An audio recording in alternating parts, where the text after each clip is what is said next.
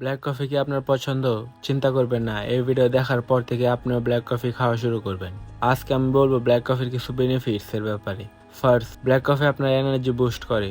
Exercise বা জিমের আগে খাইলে আপনার পারফরমেন্স 2x হয়ে যাবে। সেকেন্ড, এটাতে থাকা ক্যাফেইন আপনার মেটাবলিজমকে 3 থেকে 11% বাড়িয়ে দিবে, যা আপনার ফ্যাট অনেক তাড়াতাড়ি গলিয়ে ফেলতে সাহায্য করবে।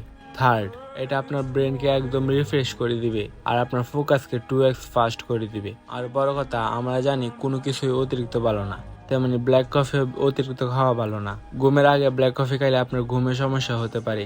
খালি পেটে খাইলে আপনার গ্যাসের প্রবলেম হতে পারে। আর আপনি যদি ক্যাফেইন সেনসিটিভ হন, তাহলে আপনার বুক ধড়ফড়, আপনার ভেতরে অস্থিরতা কাজ করতে পারে। ডেইলি 1 থেকে 2টা ব্ল্যাক কফি চিনি একদম ছাড়া খাওয়া আপনার হেলথের জন্য অনেক ভালো। হালকা চিনি দিয়ে খাইতে পারেন, সমস্যা নাই। এটাই তো ছিল ব্ল্যাক কফি নিয়ে আজকে আমাদের ভিডিও।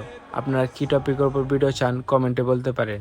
আর চ্যানেলটা সাবস্ক্রাইব করে ভিডিওতে একটা লাইক করে দিবেন। Bye bye.